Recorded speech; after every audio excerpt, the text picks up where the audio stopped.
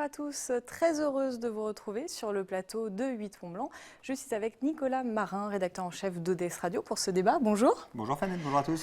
Alors pendant une heure, nous allons évoquer un petit peu les différents programmes et candidats de l'élection présidentielle. Ils sont 9 représentants ce soir sur notre plateau. On commence sans plus tarder avec les présentations. Sur ma gauche, Julien Auger. Vous êtes soutien de Jean-Luc Mélenchon et candidat pour les législatives sur la première circonscription de Haute-Savoie. Bonjour. Bonjour.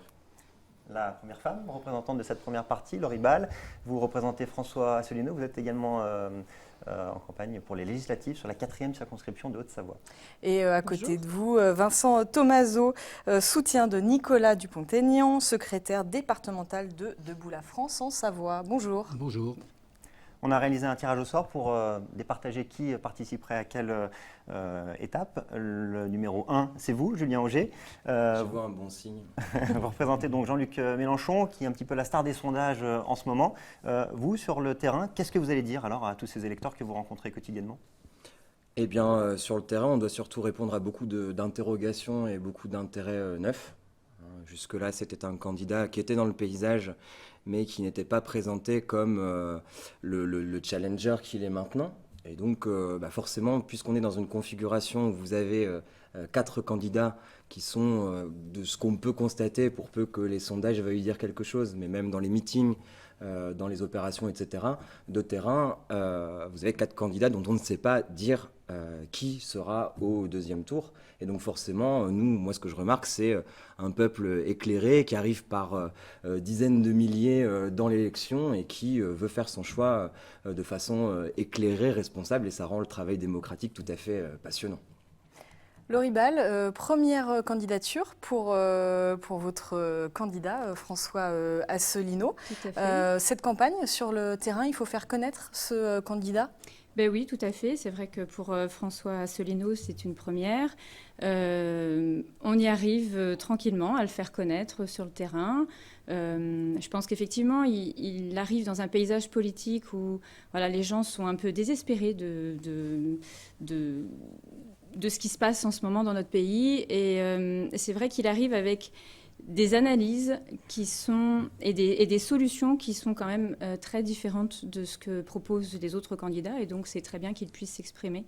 Après, je ne sais pas si je peux développer dès maintenant. Différentes. Il y a notamment la sortie de l'Union européenne, de l'euro. Et de l'OTAN. Et de l'OTAN. Voilà. À côté de vous, il y a des points communs quand même. Alors, il y a des points communs, je ne suis pas tout à fait d'accord, parce qu'en fait, François Asselineau est le seul candidat du Frexit, donc de la sortie immédiate de l'Union européenne, de l'euro et de l'OTAN, par l'article 50 et puis 13 du TAN. Et puis, voilà, donc effectivement, il n'y a pas d'autres candidats qui proposent cette sortie immédiate. Vincent Thomazeau, peut-être réagir à ça. La sortie de l'Europe, c'est l'un des axes de Nicolas Dupont-Aignan ? Alors non, justement, c'est un sujet sur lequel justement on doit convaincre nos concitoyens qu'effectivement, ce n'est pas une de nos propositions. Ce que souhaite Nicolas Dupont-Aignan, au contraire, c'est rester dans l'Europe, c'est refonder une autre Europe, et renégocier l'ensemble des traités, mais absolument en aucun cas en sortir. Il tape quand même beaucoup sur l'Europe dans ses prises de position. Disons qu'il tape sur cette Europe, sur l'Europe qu'on nous propose. Mais ce qu'on souhaite, nous, c'est d'avoir une Europe complètement différente, une Europe des nations, qui nous permettrait de pouvoir redémarrer une nouvelle vie en commun.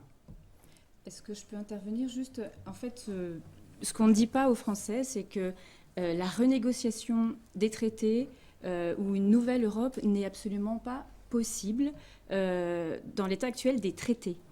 Pourquoi ? Parce qu'en fait, il y a un traité qui s'appelle l'article 48 du TUE, donc du traité sur l'Union européenne, qui dit clairement qu'il faut l'unanimité des 28 États membres et des 28 peuples ou représentants, différentes chambres de représentants des peuples, qui soient unanimes, ne serait-ce que pour changer une virgule des traités. Autant dire qu'on a plus de chances de gagner au loto que de changer ne serait-ce qu'une virgule des traités. Voilà, tout simplement. Je ne suis pas tout à fait d'accord avec ça. Je pense qu'un traité, c'est un produit historique d'un rapport de force, et que justement, l'attitude qui consiste à dire le traité nous interdit, le traité interdit à notre banque centrale, par exemple, de nous financer. nous interdit de nous financer auprès de notre banque centrale. Oui. Et voilà, donc soit on obéit au traité, soit on engage une politique de désobéissance. Et nous, on considère, ça me permet juste de clarifier aussi ce point-là pour Jean-Luc Mélenchon, on considère que ce rapport de force n'a jamais été mené, ni par Nicolas Sarkozy, ni par François Hollande. Tous les deux ont promis qu'ils renégocieraient, etc. Et puis ils n'ont rien fait, Hollande ayant signé, je l'ai juste demandé où est-ce qu'on signe.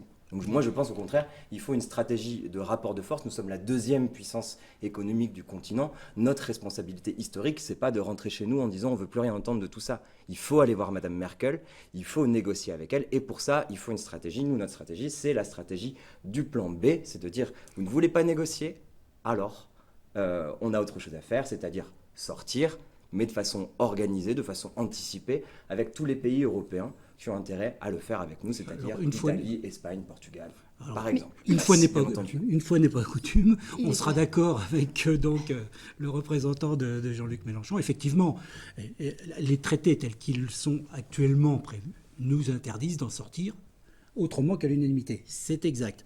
Par contre, la France, c'est pas un petit pays. La France a la possibilité et a un devoir, c'est d'aller voir l'autre grand de cette Union européenne, c'est-à-dire l'Allemagne de Mme Merkel, et de lui dire, effectivement, nous, on souhaite renégocier, voilà ce qu'on veut. Et effectivement, si on n'arrivait pas à renégocier ces traités, eh ben à ce moment-là, on prendrait nos responsabilités et on proposerait au peuple une sortie, une sortie dans le calme, une sortie coordonnée. Ça, c'est audible sur le terrain ? Tout à fait. Les gens le comprennent et le comprennent d'autant plus facilement qu'actuellement, ils sont assez attachés à un certain nombre d'attributs de cette Union européenne et notamment de l'euro. Mais si on leur explique qu'effectivement, on peut renégocier les choses, ils le comprennent très bien. On va continuer. Alors vraiment un dernier mot. Il n'est pas question de rapport de force avec les autres peuples. Les autres peuples ont des intérêts nationaux différents. Et c'est normal, on est des peuples différents. Et en fait, de vouloir imposer à tout prix l'Europe française, sous prétexte qu'on est un pays qui a son poids dans l'Union européenne, je ne vois pas pourquoi les autres pays subiraient notre Europe à la française. Voilà, c'est pas respecter les autres peuples. Merci. Voilà. On continue cette émission. On va vous proposer, alors peut-être que vous pourrez rebondir sur ce sujet-là. Vous allez voir apparaître sur le mur juste derrière nous une liste de mots. Donc il y a 15 mots. On va faire par ordre du tirage au sort. Donc à vous l'honneur, je vous laisse choisir un mot, le développer. Vous avez 1 minute à peu près, 1 minute 30 pour développer un petit peu ce mot parce que le temps va très vite. On vous écoute. Écoutez, je vais choisir celui que vous avez mis au centre et je pense que c'est de bonne aloi, démocratie, parce que ça me paraît être une question centrale. Et l'avantage en plus, c'est que c'est une sorte de bien commun qu'on a, quels que soient nos clivages politiques. Moi, je pense que cette élection-ci, ce premier tour, il est beaucoup plus démocratique que ce qu'on a vu jusque-là. Jusque-là, on avait 2 candidats qui étaient un peu promus, les champions, et le premier tour était une espèce de formalité un peu folklorique. Là, c'est pas le cas. Comme j'ai dit tout à l'heure, on a au moins 4 candidats qui font jeu à peu près égal dans un mouchoir de poche. Donc, je crois que c'est le moment où des tas de citoyens vont se réintéresser à la démocratie. Ça, c'est pour le moment historique et la stratégie. Ensuite, nous, justement, on a mis au cœur de notre programme la stratégie de la 6e République. Je crois que c'est aussi quelque chose qui nous singularise par rapport à vous. Nous sommes donc pour la convocation d'une assemblée constituante. Jean-Luc Mélenchon, arrivant au pouvoir le lendemain, convoque une assemblée constituante, la met au travail, et celle-ci a pour tâche de réécrire la constitution de la 6e République. Et puis, dans cette nouvelle constitution, il va falloir décider collectivement, pendant 2 ans, de façon assez enthousiaste à mon avis, qu'est-ce qu'on y met. Alors nous sommes pour y mettre de nouveaux droits fondamentaux, que ce soit des droits humains comme la possession de son corps à travers l'IVG, qui existe à travers la loi, nous voulons l'apporter au niveau de la Constitution. Et puis, la règle verte aussi.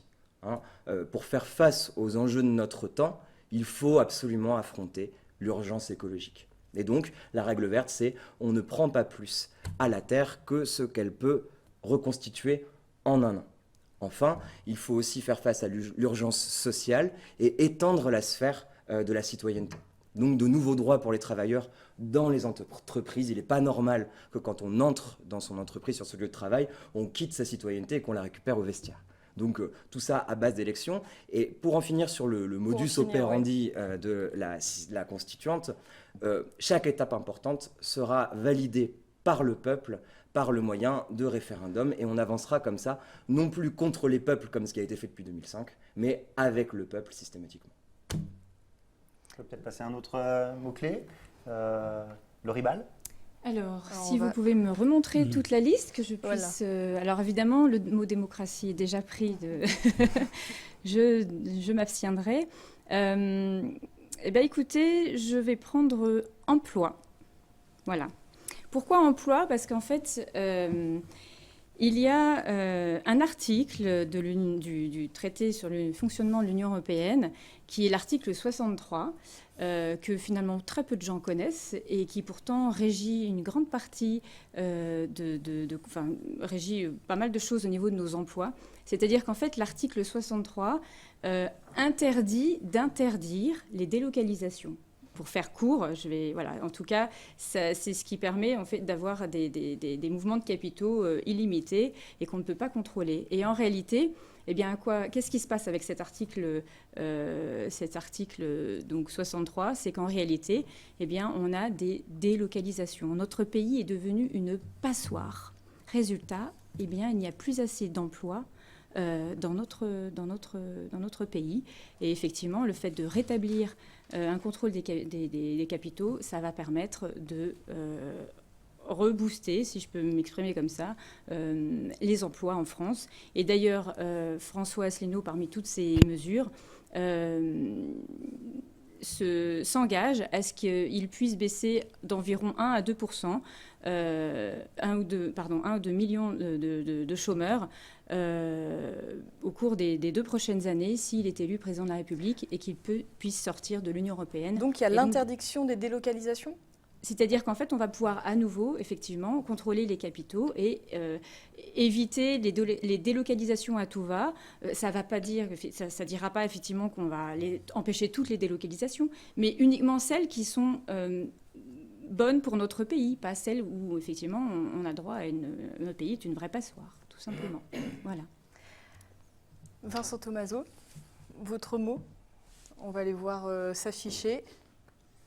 Alors, c'est toujours difficile de faire un choix quand il y a autant de thèmes évoqués. Je vais prendre la sécurité. Alors, la sécurité, tout simplement parce que c'est le premier droit de nos concitoyens. Avec la liberté, c'est probablement le droit le plus fondamental, puisque chacun d'entre nous peut prétendre vivre tranquillement au sein de notre pays. Et cette sécurité repasse par une reprise en main du contrôle de nos frontières. Tout commence par là. On a une maison, on a une porte, et la porte, on la ferme pour être bien chez nous, pour être en sécurité chez nous. On l'ouvre pour faire venir nos amis, on l'ouvre pour faire venir notre famille, mais le reste du temps, elle reste fermée. Et c'est donc un des éléments fondamentaux qui nous distingue d'un certain nombre des candidats à cette élection présidentielle. Et cette sécurité passe également par une embauche, une réembauche d'un certain nombre de policiers, de gendarmes, de douaniers, 12 000 au total qui ont été supprimés, d'une part sous le mandat de Nicolas Sarkozy, d'autre part sous le mandat de François Hollande. Donc, une des premières choses et une des premières mesures à prendre pour que nos concitoyens puissent vivre tranquillement au sein de notre pays, c'est de réinstaurer les conditions de cette vie en sécurité. Et donc, par une réembauche donc, de forces de sécurité, de militaires également, puisque on le voit tous les jours, dans l'état d'urgence dans lequel nous vivons actuellement, nos forces de sécurité, nos militaires, ils sont épuisés. On n'a pas les moyens d'assurer la sécurité de nos concitoyens à l'heure actuelle. Et il faut que ça change. On finance comment ces mesures ? Alors, ces mesures sont financées de différentes façons. La première façon pour financer ces mesures, c'est déjà la lutte contre la grande fraude économique et financière, et notamment la fraude à la TVA. il faut savoir que c'est 40 milliards d'euros qui disparaissent en fumée chaque année. Et ce n'est pas les petits commerçants qui sont à l'origine de cette fraude à la TVA. Non, ce sont des groupes internationaux, c'est de la grande escroquerie organisée, c'est de la grande criminalité. Donc on part du principe qu'on va en récupérer, comme les Belges l'ont fait, en récupérer 50%, récupérer 20 milliards à peu près. On va récupérer également 8 milliards sur le complément qu'on verse à l'Union européenne, c'est-à-dire c'est le surplus qu'on verse par rapport à ce qui nous revient. Et on va récupérer également 15 milliards sur les banques en permettant donc l'emprunt directement auprès de la Banque centrale. Merci. Dans sécurité, vous ne mettez pas sécurité sociale? Alors, on peut mettre effectivement aussi la sécurité aussi, ouais. sociale. Ça, tout à fait, je vous l'accorde. Eh ben, vous allez pouvoir en reparler chacun dans vos conclusions. Il vous reste une toute petite minute à tous les trois pour votre mot de la fin. En sachant qu'il y aura un autre débat la semaine prochaine, donc d'autres idées aussi pourront être développées avec des représentants des différents candidats. On commence avec vous pour le mot de la fin. Vous avez une toute petite minute. Alors, moi j'ai parlé de démocratie beaucoup. C'était le jeu qui voulait ça, d'écologie. Je crois qu'il me reste aussi la question du partage des richesses. Je crois que c'est aussi l'ossature. Hein. Donc comment est-ce qu'on fait pour réduire les écarts donc là, il y a aussi d'autres mesures que je pourrais développer, l'impôt universel, les 14 tranches d'imposition, mais je crois qu'il faut le prendre sur le biais philosophique. Est-ce qu'il y a, oui ou non, une limite à l'accumulation de richesses? Nous pensons que oui. Et je crois que dans le court débat qu'on a eu, on n'a pas eu le temps d'évoquer ça. Comment est-ce qu'on s'affronte aux forces de l'argent? Comment est-ce qu'on s'affronte aux forces du capital? C'est un terme qui fait un peu vieilli, mais je pense qu'il faut aussi s'attaquer à ça. Enfin, une question de tactique, s'il vous plaît. Le vote utile, les gens qui nous écoutaient, hein, le vote utile, ça n'existe plus. D'accord? Voter, c'est la première fois que vous pouvez voter depuis longtemps, selon votre cœur, selon votre conviction. Donc, examinez ça, je pense au peuple de gauche aussi. N'allez pas croire qu'un Macron va vous protéger de quoi que ce soit, c'est faux. Donc, on examine les programmes et moi, j'ai une entière confiance dans le peuple français pour arbitrer. Merci. Laurie Ball, pour conclure, une minute également. Alors, pour conclure, c'est très simple. François Asselineau, qui a travaillé dans les cabinets ministériels pendant 4 ans, a observé, au cœur des allées du pouvoir, a observé qu'en fait, le peuple ne détenaient plus les manettes de leur pays, tout simplement, de son pays. Pourquoi? Parce qu'en fait, le peuple, les grandes décisions sont prises par les 3 grandes institutions que sont l'Union européenne, la Banque centrale européenne et l'OTAN. Et en réalité, eh bien, ce que dit François Asselineau, c'est que, et puis je vais finir avec ce petit papier que je montre à l'antenne, que François Asselineau a montré assez souvent votre caméra. Pardon, par ici, à la télévision, dans les médias. C'est que ce papier, ça s'appelle les GOPÉ, donc Grandes orientations de politique économique. C'est un document que très peu de citoyens connaissent, et pourtant c'est le papier qui nous gouverne. En termes économiques et sociaux, c'est-à-dire qu'en fait, ce sont les recommandations, et encore ça c'est un mot assez soft, ce sont les recommandations de la Commission européenne et du Conseil de l'Union européenne qui déterminent la politique économique et sociale de la France pour les années 2016 et 2017. Donc qu'importe le candidat qui sera élu, sauf si c'est François Asselineau qui va sortir de l'Union européenne. Merci. Et de ses GOPÉ. Voilà, merci. Merci. Vincent Thomazeau. Oui, et je voudrais donc, pour conclure, lancer un appel à nos concitoyens, à tous ceux qui aiment la France, à tous les patriotes, pour leur dire que dans quelques jours, nous allons vivre donc le premier tour d'une élection qui a été un peu particulière, hein, il faut l'avouer. C'est une élection dont on gardera certainement pas une grande mémoire. Et je voudrais dire donc à nos concitoyens que, et notamment à ceux de mon ancienne famille politique, donc les Républicains à l'heure actuelle, que le vote François Fillon est un vote profondément inutile. Je suis d'accord avec mon collègue donc, Julien. Donc le vote vraiment utile, c'est le vote de quelqu'un qui peut rassembler une majorité de citoyens. Qu'on aime François Fillon ou qu'on l'aime pas, que ce soit juste ou que ce soit pas juste, il faut se rendre à l'évidence, il n'a aucune chance de remporter cette élection présidentielle.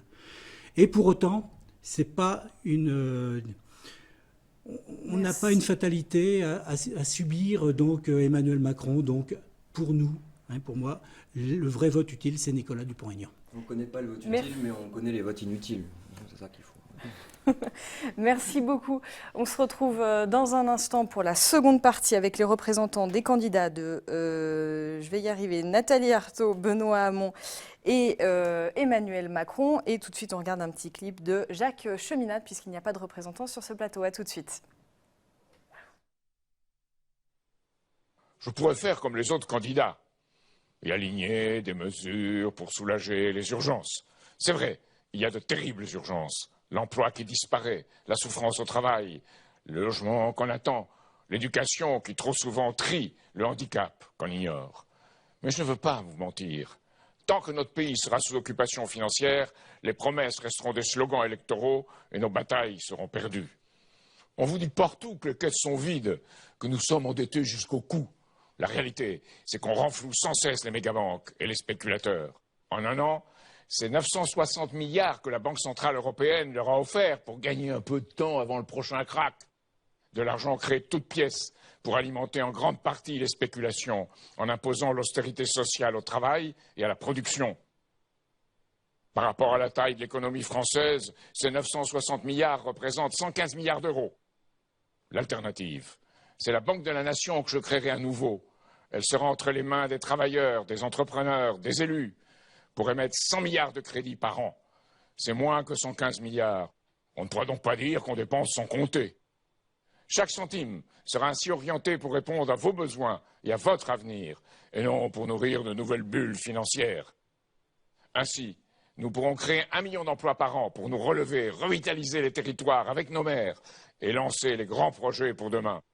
L'exploration spatiale, l'aménagement des océans, le développement de l'Afrique et la fusion thermonucléaire contrôlée. C'est un pari sur l'avenir que je fais. Ce que nous offrirons aux générations futures permettra de faire redémarrer l'économie aujourd'hui et rembourser le crédit demain. L'État doit contrôler la monnaie, sans quoi les possédants de la monnaie continueront à contrôler l'État. Nos dirigeants sont soumis à un adversaire qu'aucun n'a osé affronter. C'est bien sûr la finance sans foi ni loi, mais c'est aussi ce qui envahit nos esprits, les flashs et les éléments de langage, tous dont ce rabâchage incessant finit par nous faire baisser les bras. Je me bats au contraire pour que ce soit mieux demain, car c'est en levant la tête du guidon, dès aujourd'hui, qu'on arrêtera de foncer dans le mur. Je me bats pour une France du numérique, de la 3D, de la robotique, d'une culture de la vie et de la découverte qui rendent l'art et la science au peuple. Je me bats pour qu'on offre aux jeunes l'estime de soi plutôt que la peur de mal faire. Beaucoup parmi vous, écœurés, veulent s'abstenir, voter soi-disant utile ou aveuglés par la colère, voter contre leurs propres intérêts. Allez sur notre site Cheminade 2017. Je fais le pari que beaucoup d'entre vous voteront alors pour moi, pour nos idées, car ils verront comment les David peuvent battre les Goliaths.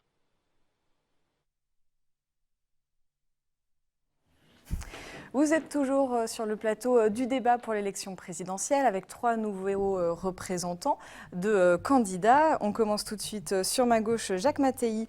Vous êtes le porte-parole de Lutte ouvrière en Haute-Savoie et vous êtes candidat pour les législatives sur la 3e circonscription de Haute-Savoie. Exact. Bonjour à tous. Bonjour. Jean-Pierre Béguin, bonjour. Vous représentez Benoît Hamon et donc le PS et vous êtes le directeur de campagne en Savoie. C'est cela, bonjour. Et puis à côté de vous, Guillaume Gibouin du mouvement En Marche et conseiller régional Auvergne-Rhône-Alpes. Bonjour. Bonjour. On débute par toujours le même principe. Le premier tirage au sort, c'était vous, on va vous donner la parole en premier. Vous représentez donc Nathalie Arthaud. Tous les mots viennent du patronat, c'est un petit peu ce qu'on a l'impression de comprendre quand on l'écoute. C'est un petit peu votre vision des choses. Ce qu'a bien expliqué Nathalie Arthaud au débat de la semaine dernière, c'est surtout le capitalisme qui cause tous les dégâts qu'on voit, y compris dans notre région. Beaucoup de personnes nous disent qu'ils font le même constat que nous, qui veulent mettre fin à la précarité qu'ils subissent. Et le problème des salaires, du logement en Haute-Savoie, c'est crucial. Donc le programme a beaucoup d'écho chez les travailleurs. Il faut rééquilibrer les salaires entre le haut et le bas dans une entreprise ? Ouais, ce qu'il faut surtout, c'est... nous avons mis comme repère 1 800 € net pour vivre, y compris pour les pensions. Mais nous avons même rencontré sur les marchés des personnes qui vivent seules avec leurs enfants, qui ne peuvent pas s'en sortir, même avec ce salaire-là. Donc nous sommes même en dessous, et c'est y compris tous les salaires qu'il faudrait augmenter de 200 à 300 €. Jean-Pierre Béguin, Benoît Hamon a envoyé une lettre aux Français, aujourd'hui 9 millions d'exemplaires. L'idée, c'est de redonner du souffle. C'est de redonner un peu de dynamique, a priori. Après, on peut parler des sondages, on peut leur faire dire plein de choses. Enfin, il ne faut pas être dans le déni non plus. Effectivement, il y a une forme d'essoufflement.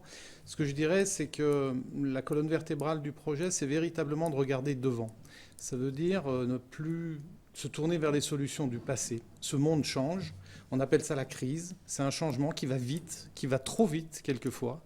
Dans les 15 dernières années, les progrès techniques et technologiques ont été plus importants qu'en 2000 ans. Ça donne une idée à peu près du rythme où il va falloir s'adapter.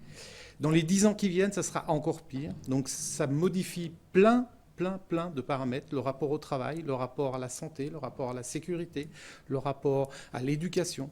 Si on est dans le déni, on peut dire on regarde ce qui s'est fait et on essaye d'améliorer. Si on essaye d'anticiper, on regarde devant et on dit quelles possibilités, quelles solutions pour demain. Et là, je crois que Benoît Hamon a des solutions, des propositions qui sont intéressantes. Mais est-ce que ces préoccupations, elles intéressent les Français? Parce que quand on regarde les premières préoccupations, il y a l'emploi, la sécurité. De parler à si long terme, ça leur parle sur le terrain? C'est peut-être une des causes du retrait et du manque d'appétence des gens pour la politique. C'est-à-dire, ça fait des années qu'on leur parle au coup par coup, à court terme. On arrive, dans 1 an, il va se passer ça. Et puis dans 6 mois, il va se passer ça. On a même entendu un président de la République qui arrive, il a 3 mois pour tout changer, et après, c'est trop tard. Et si on regardait à 5 ans, à 10 ans, qu'est-ce qui va se passer? Qui le sait? Quand on regarde les rapports actuellement dans le monde entre les différents peuples, quand on regarde les conflits, quand on regarde ce qui doit être fait dans l'éducation, dans la recherche, qui peut dire à 1 an, qui peut avoir une vision à 1 an? C'est pas possible, c'est plus possible. Et c'est dans ce sens-là, je rejoins mon propos de départ, où la dynamique est difficile à enclencher parce qu'il faut prendre le temps d'expliquer. On n'est pas sur des phrases flash qui vont faire tilt. On est sur un temps d'explication sur des propositions nouvelles. Justement, dans cette situation, Guillaume Giboin, Emmanuel Macron se place en dehors, en tout cas à côté des partis. Il y a un changement qui doit s'opérer dans la manière de faire de la politique? Emmanuel Macron se place effectivement en dehors parce qu'il a la volonté de rassembler l'ensemble des Français et en redonnant la parole aux citoyens. Si on prend ici sur le département de la Haute-Savoie, sur le retour sur le diagnostic qui avait pu être fait suite au porte-à-porte du printemps dernier, on a eu ici sur le département, entre début octobre et fin janvier, 70 réunions qui ont été organisées pour travailler, pour affiner ce diagnostic, mais aussi pour travailler sur les propositions, parce qu'Emmanuel Macron a toujours voulu que ce programme soit en phase avec les attentes et pas simplement pensé entre guillemets dans les hautes sphères, mais que chaque fois on s'assure de la cohérence avec les citoyens et les attentes des citoyens. Il y a l'élection présidentielle et après, si Emmanuel Macron est élu, il y a les législatives, il va falloir pouvoir gouverner avec une majorité. Il y a l'élection présidentielle, on aura les législatives qui vont rapidement arriver derrière, hein, puisque nos institutions ont fait qu'on a des élections qui sont positionnées juste derrière, qui ont été positionnées de cette façon pour que le président élu puisse avoir sa majorité. Le renouvellement annoncé, on l'a déjà vu avec les 14 premières investitures qui ont été annoncées, on l'aura derrière. Il n'y a pas de crainte à avoir, mais étape par étape, et les choses viendront dans l'ordre. Jacques Mattei, en 2012, Nathalie Arthaud avait recueilli 202 000 voix à peu près. Vous espérez plus? Oui, bien sûr. J'espère qu'elle aura plus de voix, parce que toutes ces voix, ce seront autant de voix de personnes qui suivront nos objectifs et qu'on espère retrouver dans la rue, dans les luttes, parce que nous militons avant, pendant et après les élections. Les gens nous voient en Haute-Savoie, sur les marchés, devant les entreprises. Il faut absolument qu'on arrive à construire ce parti communiste révolutionnaire qui nous manque. Vous êtes dans la construction du parti ou dans l'élection présidentielle, en fait là? C'est un tout. La participation aux élections permet de donner des objectifs sur lesquels, comme vous le dites, plusieurs centaines de milliers d'électeurs peuvent se compter. Et c'est cela qui peut compter pour l'avenir. Je voudrais simplement rebondir. Quand bien même il serait dans la construction d'un parti, je pense que les partis politiques, l'engagement dans un parti politique, l'engagement dans un syndicat, c'est noble. On ne peut pas sans arrêt dénigrer, dire « nous, on n'a pas de parti, nous, on n'a pas de structure, vous allez voir, tout va bien, nous, on est neuf, dans les partis, ils sont arriérés, ils sont... » Non. Non. Cette démocratie, depuis 200 ans, elle vit aussi avec des partis, avec leurs limites, avec leurs défauts, avec leurs qualités, mais on ne peut pas, du jour au lendemain, se targuer de « regarder, c'est tous les mêmes, dans les partis, ça ne peut pas fonctionner ». Non. Il faut des structures où on pense, où on réfléchit, où on va on se projette, et on ne le fait pas forcément comme quelqu'un qui arriverait du divin et qui va être la barrière au Front National, qui va être le penseur aux solutions, qui va pouvoir résoudre tout et son contraire. Moi, je revendique le fait que des gens qui s'engagent dans le milieu associatif, dans le milieu syndical, dans les partis, ces gens-là, il faut les respecter et il faut les laisser faire leur bout de chemin. Oui, mais cette question d'engagement en neuf, elle est aussi due au fait que les partis... aujourd'hui sont plus représentatifs de la société. On est arrivé à une professionnalisation de la vie politique telle qu'on a des gens qui planifient leur engagement politique comme une carrière et ne sont aujourd'hui plus représentatifs. C'est d'abord ce problème-là qui se pose. L'engagement militant comme l'engagement associatif ou syndicaliste, il est très important. Et moi, je fais de la politique depuis à peine 1 année et demie. Et j'ai eu avant 20 ans d'expérience professionnelle dans le privé et 10 ans d'expérience associative. Je sais ce que c'est que de s'engager dans l'associatif. C'est un engagement important, mais il faut aussi qu'il soit représentatif et connecté avec la base. Et aujourd'hui, ce qui se passe dans les partis traditionnels, c'est que cette représentativité et ce lien entre les gens qui sont élus et les citoyens, on ne l'a plus. Et c'est d'abord partant de ce constat-là pourquoi les partis, sur toutes les dernières élections, ont largement ouvert leur liste aux personnes de la société civile. C'est comme ça que j'ai été élu. C'est très bien. Mais en même temps, c'est d'abord parce qu'il y avait un manque de représentativité et un besoin de s'ouvrir de façon plus large et un problème au sein de ces partis. Merci. On poursuit avec le mur de mots qui va s'afficher juste derrière nous. C'est vous qui commencez. Alors, vous n'avez pas le droit de choisir les mots qui ont été choisis dans la première partie, donc démocratie, emploi et sécurité. On vous écoute. Et je vais prendre le mot abstention. Voilà. Tout à l'heure, je travaille, comme vous dites, nous, dans un parti révolutionnaire, ce sont des travailleurs qui le construisent. Et tout à l'heure, j'étais devant une entreprise qui est bien connue dans notre région, qui fabrique des poêles. Mais des travailleurs nous ont dit qu'ils étaient dégoûtés, qu'ils étaient révoltés, tous des voleurs. Voilà ce que j'ai entendu. Et un certain nombre veulent s'abstenir d'aller voter, une manière pour eux de dire leur dégoût de ce système. Eh bien, moi, je dis que dans mon atelier, il y a des personnes qui sont d'origine espagnole ou portugaise, à qui je pense, et qui n'ont pas le droit de vote. Alors, oui, c'est une mascarade en un sens, ces élections, puisqu'on voit que celui qui était ou celle qui est élue n'applique pas forcément ce dont il a parlé. On l'a vu avec Hollande dernièrement. Mais le bulletin de vote, il permet d'exprimer quelque chose. En tout cas, en votant Nathalie Arthaud, vous pouvez exprimer votre colère contre ce système et ses représentants. Nathalie Arthaud, elle se présente pour qu'on entende les exigences du monde du travail. Elle l'a dit l'autre jour. Il faut interdire les licenciements. Et alors, si on nous dit qu'il n'y a pas d'argent, eh bien nous disons vérifions, contrôlons. Si on lève le secret bancaire, le secret commercial, on pourra voir alors comment, effectivement, ce que dénoncent certaines associations, comment tout le secteur financier, les grandes banques, échappent à l'impôt via les paradis fiscaux. On pourra voir, y compris sur des affaires beaucoup moins importantes, comme l'histoire des trucages des moteurs par Renault. Mais tout cela, les travailleurs, dans les bureaux, dans les ateliers, ils le voient et ils pourraient le dénoncer. Vous pensez que cette campagne, elle n'a pas donné envie aux gens d'aller voter? Je crois qu'il y a 40%, c'est ça, de personnes indécises, en tout cas, pour le premier tour. Cette campagne, elle a été difficile? Cette campagne, la campagne officielle commence à peine, donc elle n'est pas terminée. Je crois que là, on voit justement que des petits candidats sont entendus parce qu'ils sont invités dans les médias. Donc je crois que le bulletin de vote, c'est un moyen d'exprimer quelque chose si on en prend conscience qu'il faut voter pour ses convictions et non pas par défaut. Car l'abstention, c'est aussi refuser je l'ai vu en 2012 dans mon atelier, énormément de collègues ont voté François Hollande dès le premier tour avec l'objectif d'écarter Nicolas Sarkozy. Mais la question que je pose, c'est est-ce qu'ils ont écarté sa politique? Pas du tout. On a vu toutes les lois 2013, 2014, jusqu'à l'année dernière, les lois El Khomri de 2016, sont des lois qui n'avaient absolument pas été annoncés dans le programme du président et qui nous font un mal terrible. Même exercice pour Jean-Pierre Béguin. On va choisir Avec un mot, s'il une vous plaît. petite minute de réponse, que vous êtes un peu en avance. Je suis un peu en avance. Moi, je vais prendre le mot santé. Parce que la santé, c'est véritablement s'occuper de nos concitoyens. On dit forcément, au 1er janvier, on vous souhaite la santé, le reste, ça a beaucoup moins d'importance. Alors la santé, ça veut dire quoi? Ça veut dire, par exemple, quand on parle de reculer l'âge de retraite, de travailler plus longtemps, parce qu'on vit plus longtemps, oui, mais dans quel état? Ça, c'est un premier point.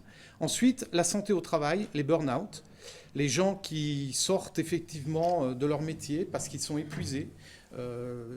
Simplement vu l'autre jour Monsieur Fillon devant des aides infirmières. Des infirmières. Elles étaient en train de lui expliquer qu'elles étaient épuisées. Il leur expliquait qu'il fallait travailler plus. Il y a quand même quelque chose qui fonctionne pas. Et la santé, c'est toute la prévention. La santé de la prévention, ça veut dire toute la transition énergétique, toute l'écologie. Nos enfants, régulièrement, dans nos écoles, ne partent pas faire d'éducation physique en dehors. Il faut les confiner parce qu'il y a une pollution. Je pense qu'ici, on ne va pas discuter avec les gens de la vallée de l'Arve. Ils savent ce que ça veut dire. On voit avec les gens de la vallée de la Maurienne. Ils savent ce que ça veut dire. Être en bonne santé, c'est aussi pouvoir vivre décemment. Et vous pouvez avoir le plein emploi, vous pouvez avoir plein de possibilités. Quand on est en mauvaise santé, effectivement, ça pose problème. Et je terminerai simplement avec nos aînés qui sont dans des centres, dans des EHPAD, dont il va falloir s'occuper, parce qu'effectivement, on vieillit. Effectivement, il va falloir qu'il y ait un accompagnement beaucoup plus affirmé envers ces gens-là, parce que vivre vieux, c'est bien. Vivre en bonne santé, c'est beaucoup mieux. Merci. On vous écoute. Votre choix de mots. Eh bien, je vais prendre le... Je les avais notés, donc je vais prendre le mot inégalité, parce que un des points importants du projet d'Emmanuel Macron, c'est de réconcilier les différentes France. Et ce programme y contribue par plusieurs aspects.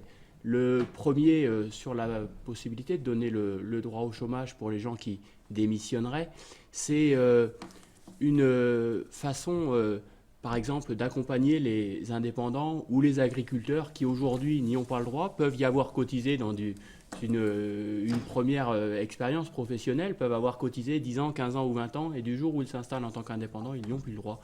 Et redonner ce droit au chômage, c'est d'abord remettre ces personnes-là sur le même plan d'égalité que l'ensemble des salariés. C'est aussi permettre de libérer l'entrepreneuriat et de faciliter l'entrepreneuriat.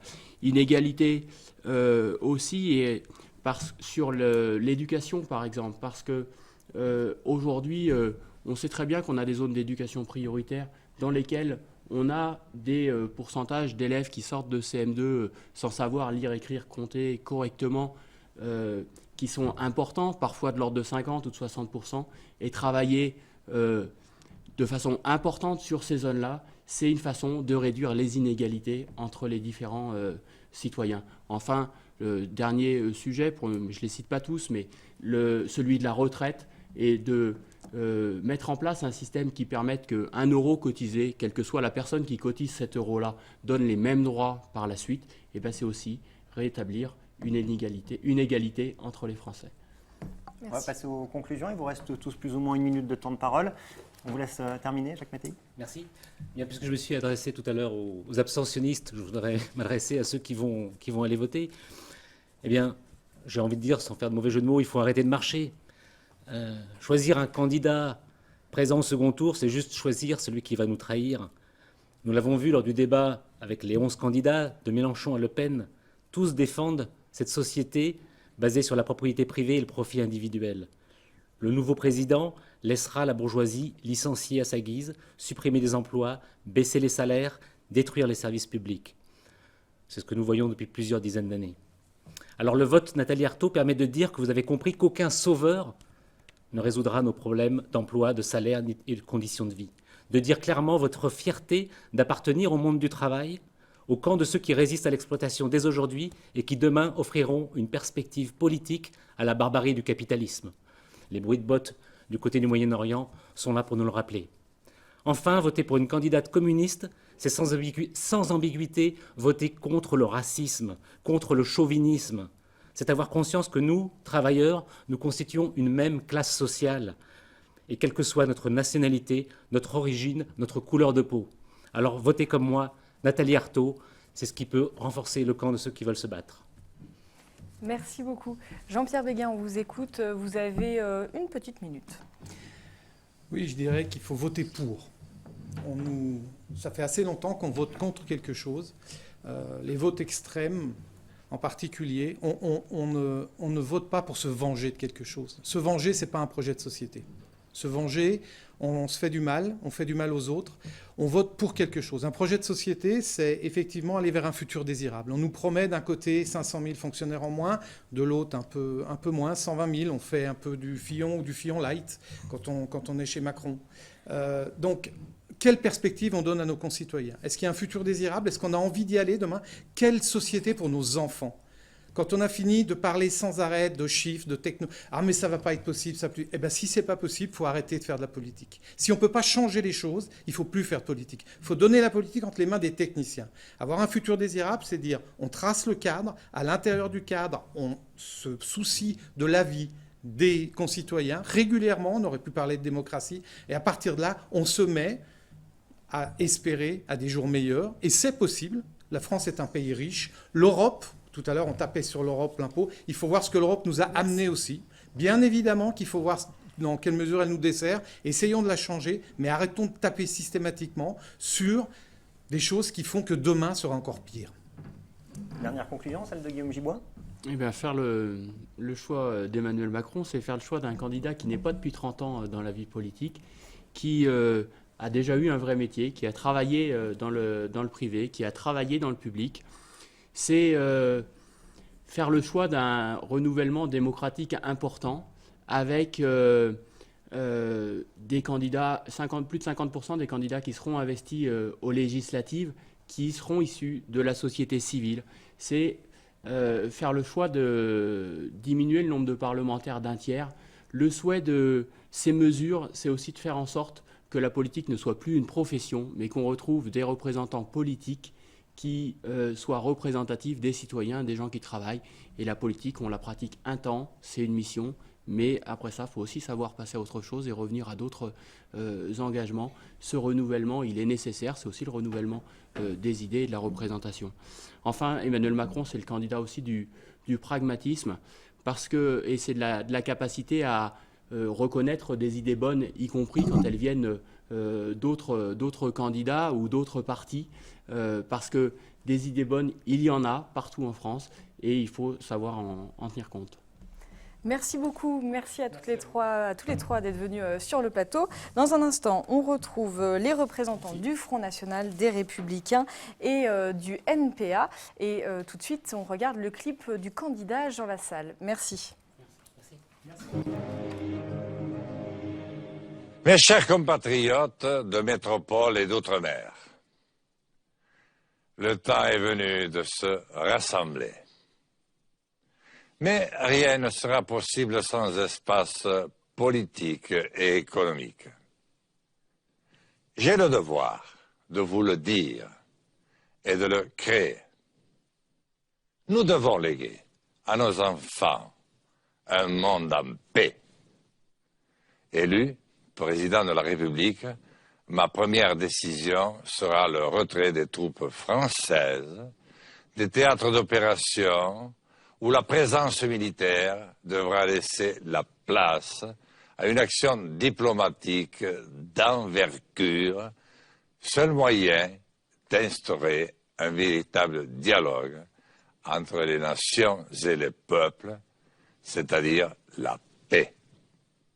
Dans le même objectif de protéger les Français contre les menaces de tous ordres, je décréterai la création d'une 4e armée pour lutter contre la cybercriminalité, la violence numérique. La guerre n'est pas une solution. Afin d'assurer à nos enfants un avenir serein, je leur proposerai une formation adaptée aux particularités de chacun. Tout au long de la scolarité, un suivi personnalisé permettra d'accompagner chaque talent, chaque différence vers l'épanouissement à la fois personnel et professionnel. Dès le premier été, je mettrai l'accent sur l'apprentissage et la formation afin d'offrir la possibilité aux chômeurs d'accéder enfin à l'emploi pour préserver la vie dans tous nos territoires et inviter les familles à s'y installer. Je maintiendrai les services de proximité et les remettrai en place là où ils ont, hélas, disparu. L'hôpital, l'école, la gendarmerie ont pour vocation d'être accessibles au quotidien à l'ensemble de nos concitoyens. Égalité des chances. Égalité des chances sur l'ensemble du territoire. Le temps est venu. Vive la République. Vive la France.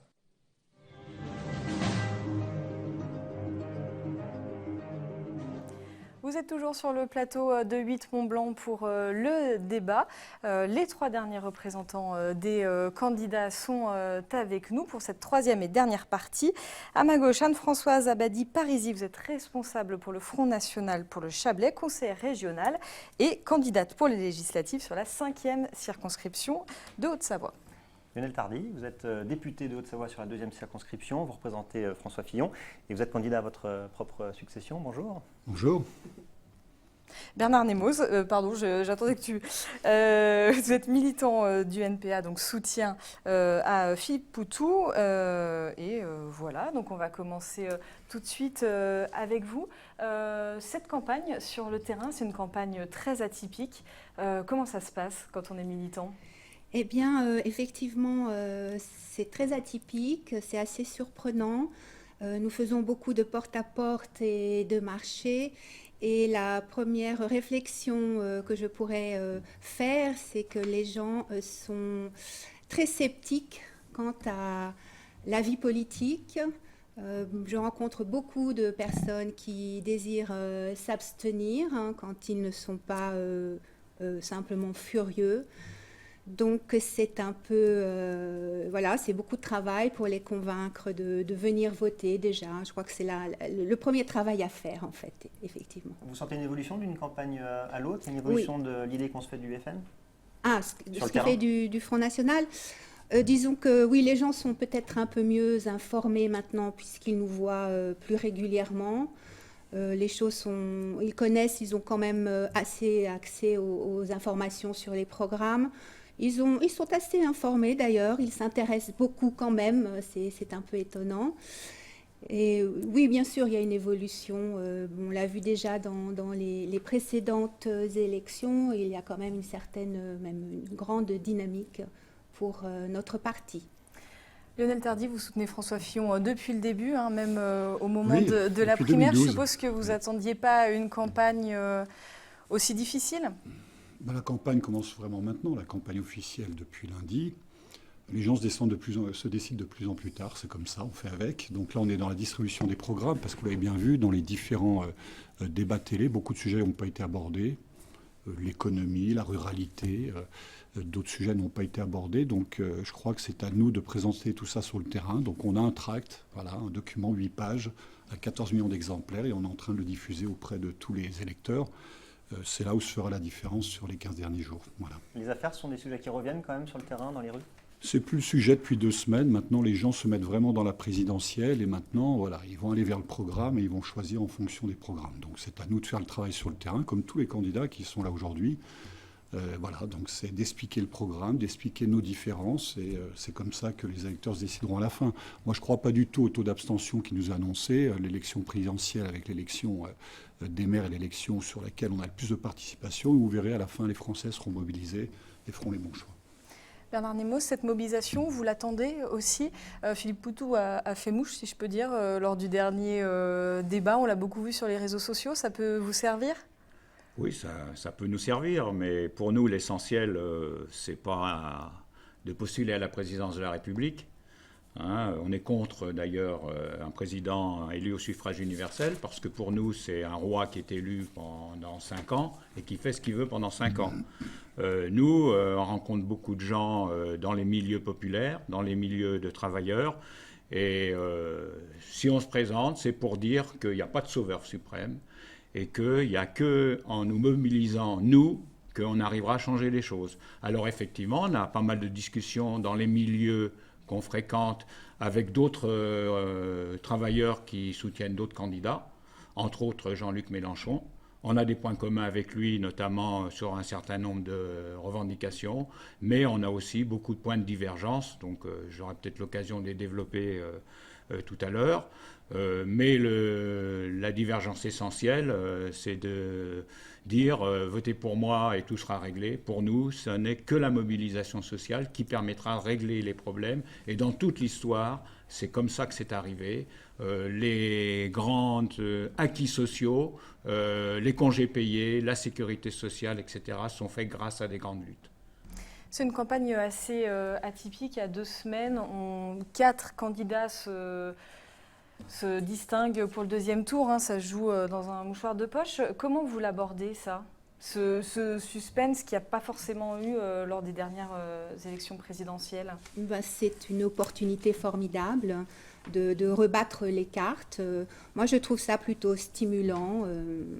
Le challenge est à retrouver. Et, moi, ça me satisfait. Là, la dynamique de Marine Le Pen, on sent une dynamique plus calme. Alors, vous pouvez parler d'une dynamique plus calme, bien sûr, mais néanmoins, elle est quand même en première position. Pour revenir à des programmes, vous vouliez parler des programmes, qu'est-ce qui peut faire la différence de votre côté ? Entre tous les candidats ? De votre côté, qu'est-ce que vous mettez en avant là, dans la dernière ligne droite de cette élection ? Je vous ai dit, la présence sur le terrain, bien sûr. On a fait beaucoup de porte-à-porte et bien sûr aller chercher les abstentionnistes. Moi, je viens d'un territoire rural montagnard assez éloigné. Et effectivement, je vois qu'il faut aller porter la bonne parole jusqu'au dernier des hameaux.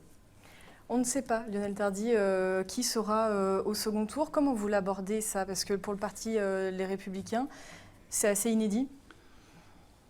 C'est inédit, on verra. Pour l'instant, nous, on continue le travail sur le terrain, les réunions publiques. Tous les soirs, notre candidat est en réunion. Et le gros avantage qu'on a par rapport aux autres formations politiques, c'est qu'on a tous les soirs à peu près 25 à 30 meetings de taille moyenne, de 2000 à 3000 personnes en France. Demain, François Fillon sera encore en Savoie, Aix-les-Bains. Il est déjà passé en Savoie, en Haute-Savoie. Les autres candidats, Marine Le Pen, Macron, on ne les a pas vus une seule fois en Pays de Savoie. Donc voilà, on a un candidat qui continue de labourer le terrain. Et vous verrez qu'à la Emmanuel fin... Macron, il est venu pas loin. Et vous verrez qu'à la fin, ça fera la différence. Sur le programme économique dont vous parliez tout à l'heure, peut-être 2 mots ? Beaucoup de choses. Je crois que la volonté de François Fillon, c'est de relever la France. Je crois que c'est le seul qui a la stature d'homme d'État dans cette élection, donc je crois que c'est important. Il veut revenir au plein emploi, il veut rendre du pouvoir d'achat aux Français, et puis il veut également rétablir l'autorité de l'État. Donc c'est vraiment des sujets majeurs, ma foi, où les Français auront à faire un choix. Voilà. Bernard Nemos, comment on fait un programme quand d'entrée on dit qu'on ne veut pas être élu ? Un programme, c'est un programme pour transformer la société, pour mieux vivre et pour combattre cette société, même pour la renverser. Et il faut bien avoir un programme pour dire comment on voit cette société, la société future. Justement, vos idées, vous sentez qu'elles passent sur le terrain ? Vous avez des... Alors elles passent, vous savez, nous, les idées qu'on a... si on reste au niveau électoral, en général, on fait des très bons scores quand il y a des luttes sociales importantes. Je donnerai un seul exemple. En 2007, le CPE a été rejeté après 3 mois de manifestation. Nous étions comme des poissons dans l'eau et on a fait 4,5% aux élections présidentielles. Donc ça dépend de la situation sociale. La situation sociale, cette année, elle a été marquée par la lutte contre la loi El Khomri. Malheureusement, ça a été une défaite. Mais on sent qu'il reste des travailleurs mobilisés et le score qu'on fera dépendra de de ces travailleurs mobilisés. S'ils pensent qu'on peut encore gagner en se mobilisant, on fera un score meilleur que la dernière fois. Si on n'arrive pas à convaincre, ça ne dépend pas seulement de nous, ça dépend de la situation sociale. Même règle du jeu que pour les deux premières parties. Nous allons voir s'afficher derrière nous un mur de mots. C'est vous qui commencez pour cette troisième partie. On vous écoute. Alors, je choisis le vivre ensemble. Alors, pour vivre bien ensemble en France, il faut qu'il y ait une cohésion sociale, c'est-à-dire une France sûre, qui protège, où ne serait-ce que la liberté de sortir de chez soi est possible, particulièrement pour les femmes, en short, en jupe, dans les bistrots. C'est donc un ordre républicain, on va dire régalien. Il a déjà été dans cette émission fait état d'une augmentation de nombre de police, de gendarmerie, de douaniers. Il faut aussi une justice moins laxiste, avec peut-être même, bien sûr, en ce qui concerne par exemple la délinquance que l'on vit par exemple dans les quartiers, qui ont droit eux aussi à vivre bien. Ce serait de supprimer par exemple les aides sociales aux délinquants mineurs récidivistes. Maintenant, vivre ensemble, c'est aussi regarder dans la même direction. Je pense que c'est d'ailleurs la définition de la nation, c'est une communauté de destin. Par conséquent, ce qui nous semble important, c'est de veiller à ce qu'il y ait une assimilation exigeante. Les Italiens et les Espagnols qui ont émigré après les années 50 ont eu le désir de faire partie de la France, d'aimer son histoire, de s'imprégner de sa culture. Voilà. Ça passe aussi par des négociations avec l'Union européenne ?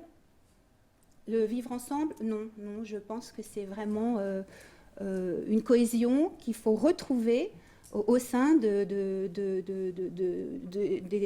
la population française.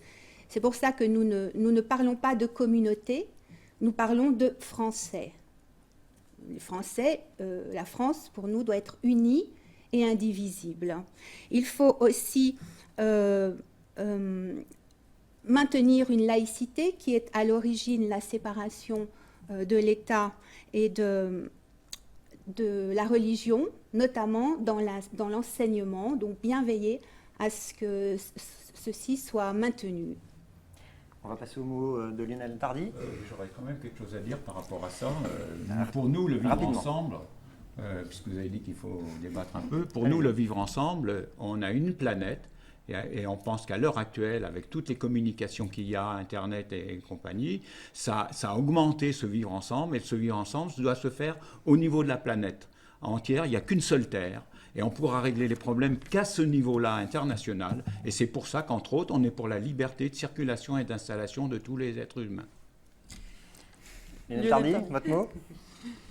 Avant de vous dire quel mot j'ai choisi, un mot qui ne figure pas, quel mot économique, qui est quand même la base de tout, parce qu'avant de répartir la richesse, c'est quand même mieux de la créer, donc il ne figure pas sur votre tableau. Alors je vous en dis d'un mot, puis après je vous dirai quel mot j'ai choisi. Je pense que l'économie, notre candidat souhaite rendre la compétitivité à notre pays en allégeant massivement les charges aussi bien salariales que patronales.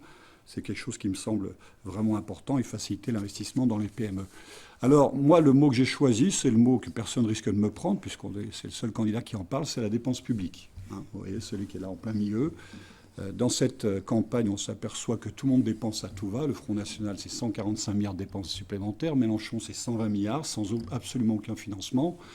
Voilà, nous, on est le seul candidat qui souhaite faire des efforts en matière de dépenses publiques et pas des petits efforts, puisqu'on souhaite la baisser de 100 milliards sur 5 ans. Je rappelle que la dépense publique, la dette de la France, c'est 2 milliards d'euros actuellement, c'est 30 000 euros par habitant. Donc on souhaite baisser cette dépense en dématérialisant les services de l'État. C'est quelque chose de très important. La transformation numérique de l'État, on n'en a pas parlé, mais c'est vraiment quelque chose de très important. qui va arriver dans les années qui viennent. On va supprimer un certain nombre de fonctionnaires parce qu'on va automatiser certaines tâches. 500 000. Donc 500 000 fonctionnaires, 1,8 par an. Et puis on souhaite donc réduire le poids du secteur public en le ramenant à des mesures plus justes comme on l'a dans d'autres pays. On s'aperçoit qu'en 2002, on avait beaucoup moins de fonctionnaires qu'aujourd'hui. On n'avait pas de problème de fonctionnement de l'État. Donc vraiment, on veut apporter des solutions en termes de dépenses publiques, simplifier les structures, réduire les normes. Je crois qu'avoir un programme présidentiel aussi, c'est aussi préserver l'avenir de nos jeunes et pas leur laisser une dette comme tous les candidats le proposent à cette élection présidentielle. La France peut se passer de 500 000 fonctionnaires. Bien sûr, aujourd'hui, en termes de back-office, on peut faire beaucoup de choses. Vous prenez ne serait-ce que dans l'éducation nationale, sur 1 500 000 fonctionnaires, il y en a 500 000 qui aujourd'hui font du back-office, c'est-à-dire qui ne sont pas en lien avec les élèves. Très honnêtement, aujourd'hui, avec les outils modernes, si on n'arrive pas à trouver des solutions en termes de back-office, c'est-à-dire tout ce qui est derrière les bureaux, tout ce que les gens ne voient pas, je crois qu'il faut vraiment se poser des questions. Votre choix ? J'ai choisi le pouvoir d'achat. Alors, pour répondre à M. Tardy, parce que pouvoir d'achat, ça veut dire dépenses. Oui. La situation est dramatique en termes de pouvoir d'achat, et notamment parmi les plus défavorisés. Il y a 6 millions de chômeurs, il y a 3,3 millions précaires, et il y a 1,5 million de salariés en temps partiel imposés. Et on dépense encore. Et tout ça, nous, on pense que ça crée de gros problèmes de pouvoir d'achat. Et nous, ce qu'on revendique, c'est pas de revenus et pas de salaire en dessous de 1 700 € net. Alors, effectivement, il y a le problème comment on va payer. Comment on fait comment on va payer. Nous, on pense que la France est un pays riche, c'est la 5e puissance mondiale. Le produit intérieur brut, l'année dernière, il était de 2200 milliards d'euros. Sur ces 2200 milliards d'euros, il y en a 60% qui sont allés aux salariés et aux retraités et 40% qui sont allés aux capitalistes. Ces 40%, ça représente 900 milliards d'euros pour des gens qui n'ont rien fait, qui n'ont pas travaillé. Ceux qui ont apporté, ce sont les travailleurs qui ont apporté cette richesse-là. Donc on pense que, sans parler de tous les cadeaux qui sont faits, les cadeaux notamment d'exonération qu'on dit de charges, mais nous on ne dit pas de charges, c'est des cotisations sociales qui équivalent à 150 milliards d'euros. L'évasion fiscale, c'est 80 milliards d'euros. Avec 80 milliards d'euros, on pourrait créer 2 400 000 emplois à 1 700 € net. Donc de l'argent, il y en a. Et c'est pour ça... Et comment on fait ? Comment on fait ?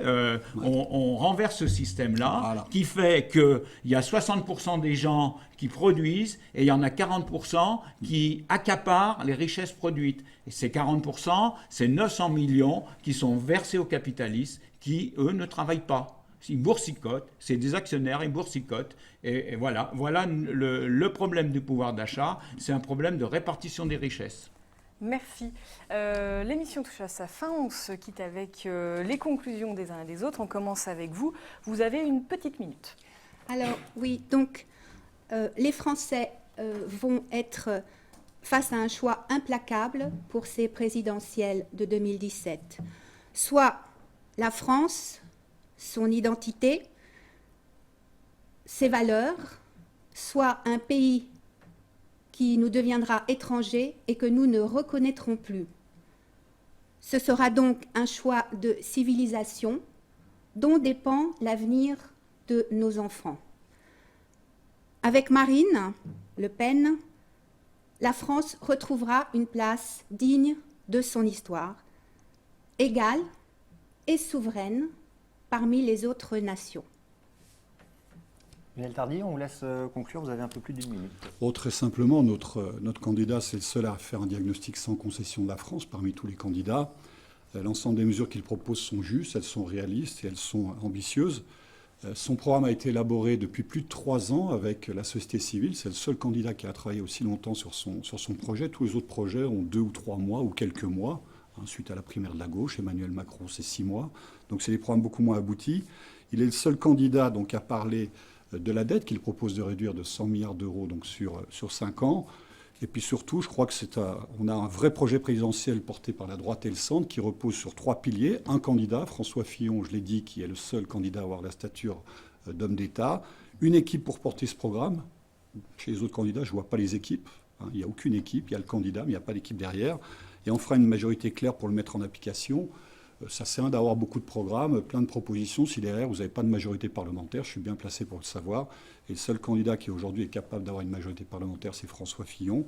Pour les autres, notamment chez Emmanuel Macron, on ne sait toujours pas qui va nommer pour les législatives. Donc vous voyez un petit peu l'état du projet. Je ne sais pas comment on peut avoir derrière une majorité pour gouverner la France. Et si on n'a pas de majorité claire, sans comment dire, d'accord politique pour gouverner la France, ça sera à nouveau le plus petit dénominateur commun, comme on l'a eu pendant 5 ans avec les frondeurs et avec François Hollande. Et ça, je crois que les Français n'en veulent plus. Ils veulent un vrai président et une majorité claire à l'Assemblée nationale pour mener le projet présidentiel. Merci. Bernard Nemours, il vous reste une phrase de conclusion, vraiment une poignée de secondes. Non, je ne sais pas une poignée de secondes. Les autres ont parlé 1 minute, je parlerai 1 minute. Ah non, parce qu'il vous reste 15 secondes par rapport au temps de parole des autres. Le vote utile, pour nous, ce n'est pas voter pour le politicien le mieux placé pour être au 2e tour face à un tel ou une telle. Le vote utile, c'est voter pour nos idées, notre colère, pour la contestation du système capitaliste, c'est voter pour nous-mêmes, pour le changement que seule notre mobilisation imposera. C'est voter pour la candidature ouvrière et anticapitaliste de Philippe Poutou, pour l'autogestion de la société par toute la population. Enfin, le changement ne passera ni par le chauvinisme, ni par le souverainisme, mais par l'internationalisme, car nous sommes citoyens du monde. Je terminerai en disant que si on veut continuer à débattre avec nous, Philippe Poutou sera à Annecy le vendredi 21 avril à 19h, salle Eugène Verdun. C'est noté. Merci beaucoup à tous les trois. La semaine prochaine, on se retrouve pour un nouveau débat, toujours à 19h sur 8 Mont-Blanc. Et puis, suivez nos soirées électorales en direct. Ça commencera le 23 avril à 19h30. Merci beaucoup à toute l'équipe parce qu'il y a eu beaucoup de travail en amont. Merci à tous les représentants et merci à vous. À bientôt. Merci Nicolas. Merci, au revoir.